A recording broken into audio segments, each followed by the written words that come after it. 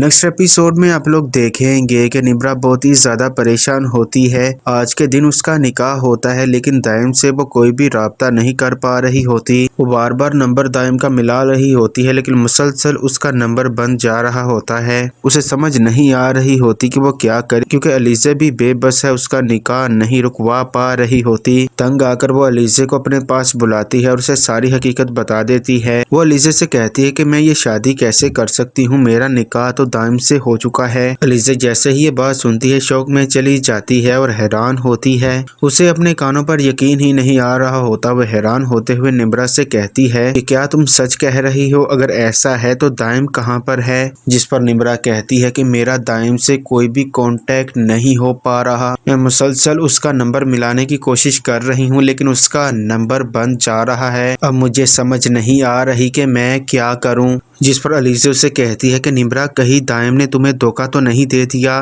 یہ سب کچھ سن کر نمرا مزید پریشان ہو جاتی ہے۔ وہیں باہر کھڑی عریشہ یہ ساری باتیں سن لیتی ہے اور گھبرا جاتی ہے۔ اسے تو مانو جیسے اپنے کانوں پر یقین ہی نہیں آ رہا ہوتا۔ وہ جا کر ساری بات ارمین بیگم کو بتا دیتی ہے اور کہتی ہے کہ نمرا نے دائم سے نکاح کر لیا ہے۔ جس پر ارمین بیگم حیرانی سے کہتی ہے کہ تمہیں یہ کیسے پتا چلا؟ عریشہ ارمین سے کہتی ہے کہ میں نے اندر نمرا اور علیزہ کی ساری باتیں سن لی تھی۔ ارمین بیگم عریشہ سے کہتی ہے کہ میں جانتی ہوں کہ نمرا یہ سب کچھ صرف اور صرف نکاح سے بچنے کے لیے کر رہی ہے لیکن اب اس نے جو بھی پلان اپنایا ہے میں اسے کامیاب بالکل بھی نہیں ہونے دوں گی۔ شادی تو اب میں اس کی کروا کر ہی رہوں گی اور ریحان سے ہی کرواؤں گی۔ وہیں نمرا نکل جاتی ہے دائم کو ڈھونڈنے کے لیے، بہت زیادہ کوشش کرتی ہے لیکن دائم اسے پھر بھی نہیں ملتا۔ وہ تھک ہار کر بیچاری گھر واپس آ جاتی ہے۔ اب اس کو کوئی بھی دوسرا آپشن نظر نہیں آ رہا ہوتا۔ دوسری طرف برات بھی آ جاتی ہے۔ نمرا سٹیج پر بیٹھی ہوتی ہے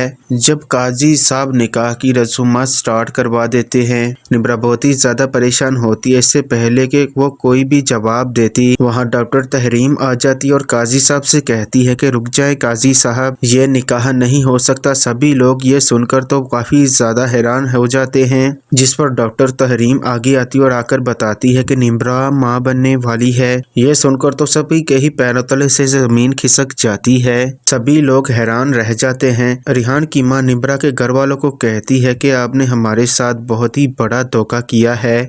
ارمین بیگم کے ساتھ ساتھ سکندر اور اس کے والد سبھی لوگ پریشانی سے دیکھ رہے ہوتے ہیں۔ انہیں تو مانو جیسے یقین ہی نہیں آ رہا ہوتا کہ وہ یہ سب کچھ کیا سن رہے ہیں۔ سبھی لوگ بہت ہی زیادہ پریشان ہو جاتے ہیں۔ آپ سب کو کیا لگتا ہے کہ سکندر نے جو انوشا کے ساتھ کیا اس کا بدلہ نمرا دے گی؟ اور کیا سکندر کو اپنی غلطی کا احساس ہو جائے گا؟ کمنٹ سیکشن میں ضرور بتائیے گا۔